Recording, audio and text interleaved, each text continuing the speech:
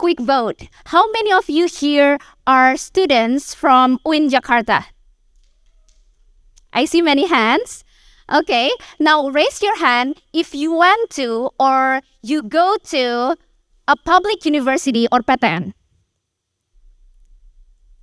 Okay, first of all, for those of you who raised hand, I would like to congratulate you because you are the first 20%, the top 20% of the students in this country. According to the entrance team from the Ministry of Education, last year, there were 800,000 students participating in the public university entrance exam.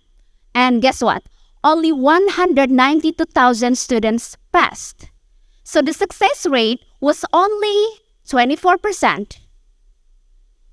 If you are among the 76% who failed, or if you recently just failed in anything in your career, academic, or love life, or anything, I also would like to congratulate you because you just fulfilled the first requirement needed to become a resilient person, which is experiencing failure. Nobody wants to fail. But failure is something that we will experience at some point in our life. And I'm no exception. Back in 2015, when I pursued my bachelor degree in Japan, I only got a scholarship from my bachelor for my tuition fee, not for my living cost.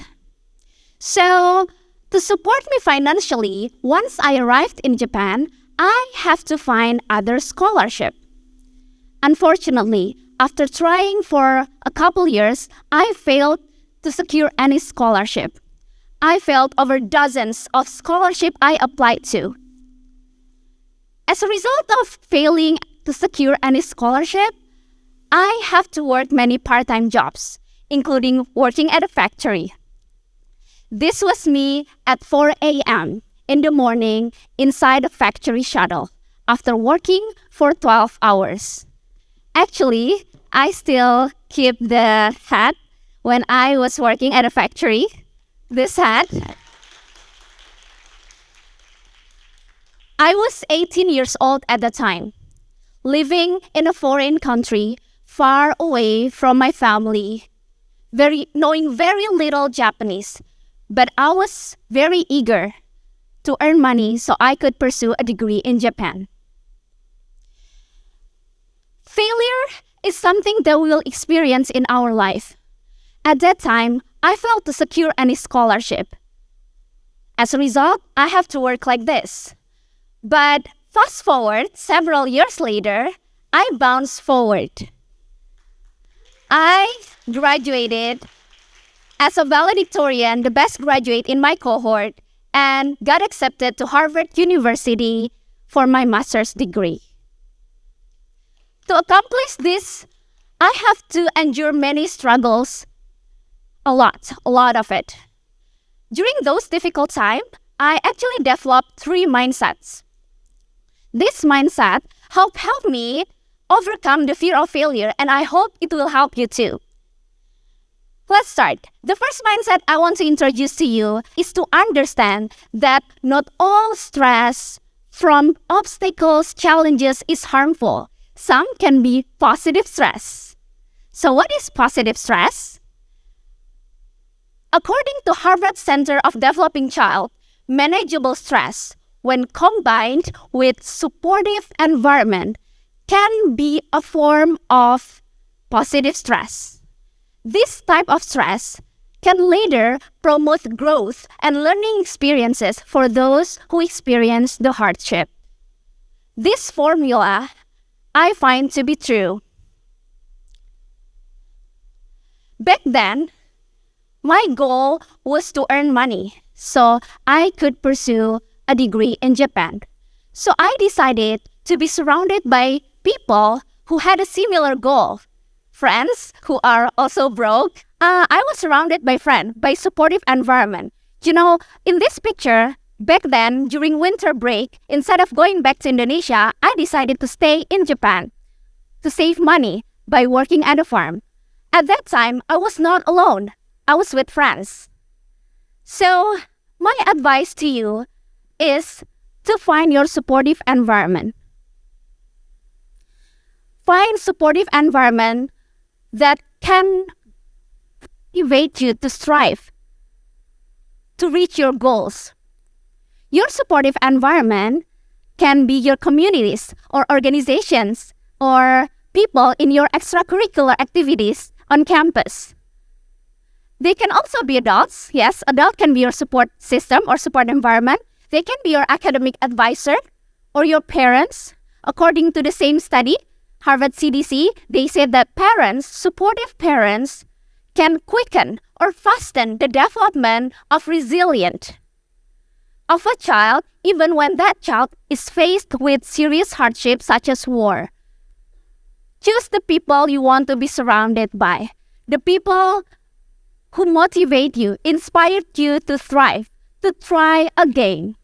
Speaking of trying, it actually brings us to the second mindset, which is to understand that trial and error can help us develop resilience. So back then, when I have failed many scholarships, I realized that at that time, I was lacked of stories to tell in my application. At that time, I'm going to be honest with you, that I stopped trying. I stopped trying for about a couple years to apply to any scholarship. But it's actually, if we keep trying again, it actually will help us to develop resilience. So what is resilience? According to the American Psychological Association, resilience is the process and the outcome of successfully adapting to difficulties. In a nutshell, resilience is when we able to overcome hardship. At that time, for a couple years, as I told you, I failed to secure any scholarship. All of it that I applied, dozens of it.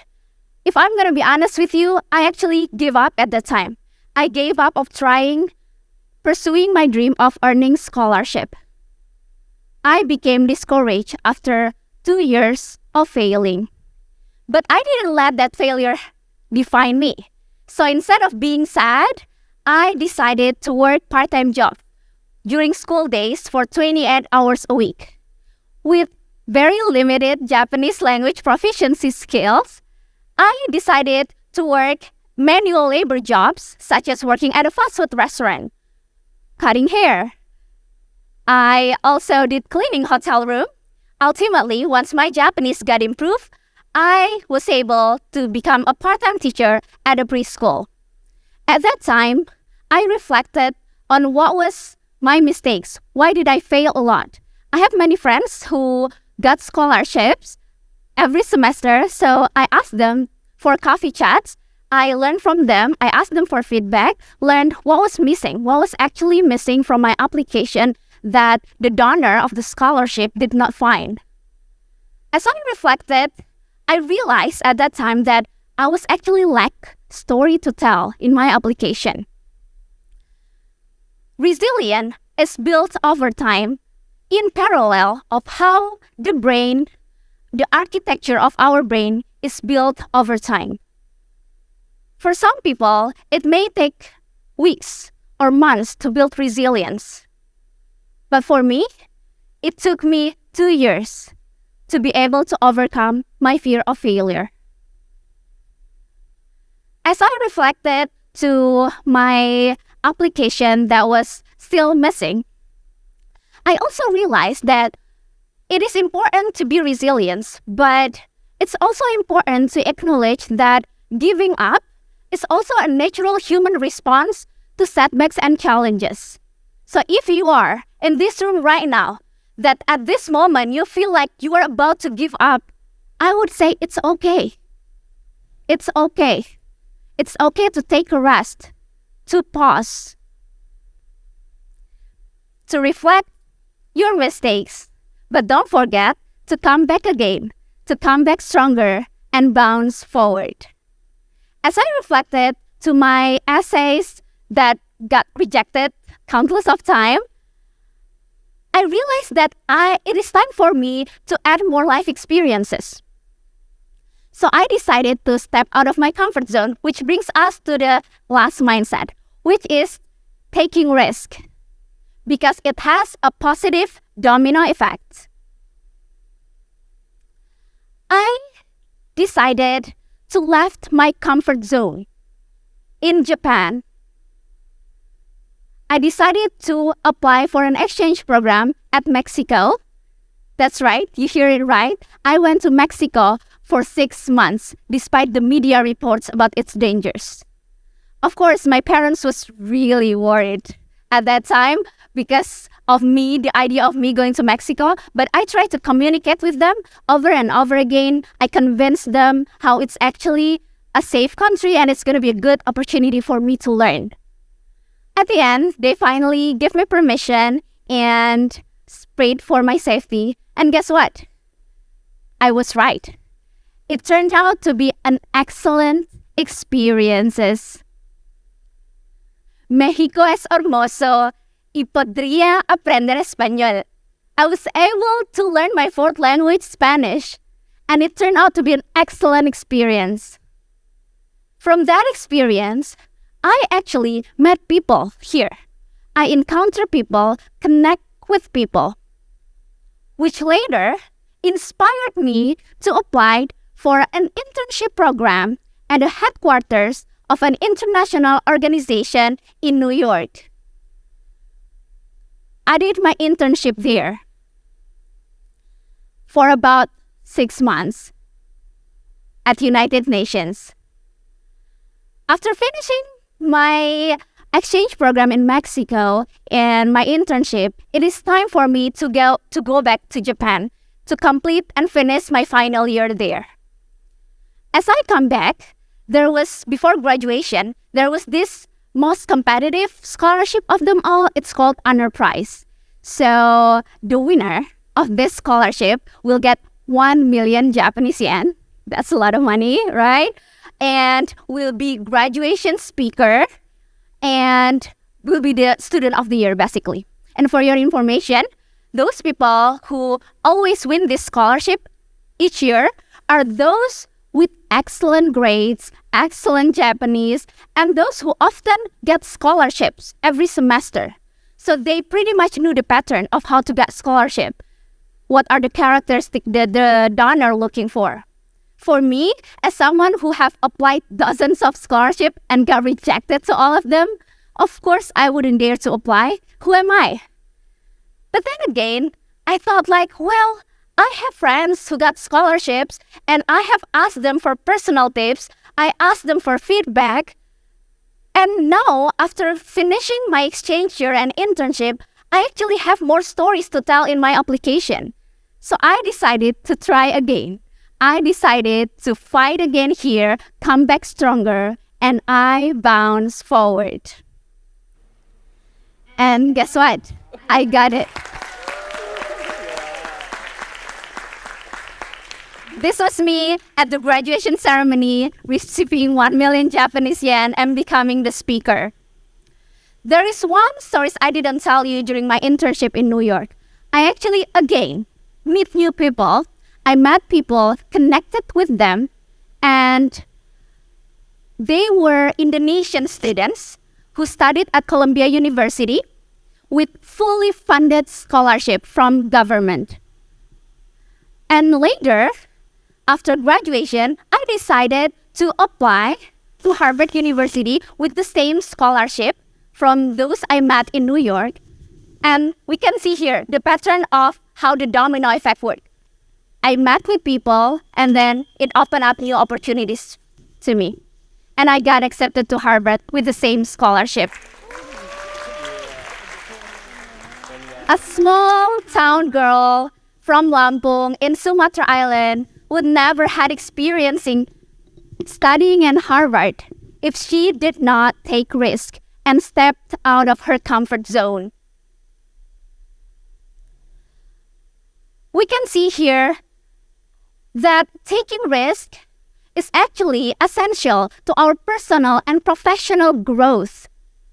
The fear of trying, fear of failure can often hold us back, but the reward can be enormous. By opening up ourselves for new experiences, we can encounter people and opportunities that we may never encounter otherwise. So before I wrap up my talk today, let me bring you back the 3 mindsets we just learned. This mindset had helped me overcome the fear of failure, the fear of trying, and I hope it will help you too. First is to understand that not all stress is harmful. Some can be positive stress. And second is to be comfortable with trial and error because it will develop resilience. And lastly, to take risk because it can create a positive domino effect. Remember at the beginning of the talk, I brought you this number, so negative, right? More Indonesian students failed than those who succeeded. That's sad. But do you wonder what happened to them? Any guesses? Why don't we take a Google search, shall we? Stories of those who got rejected to the public entrance exam or UTBK.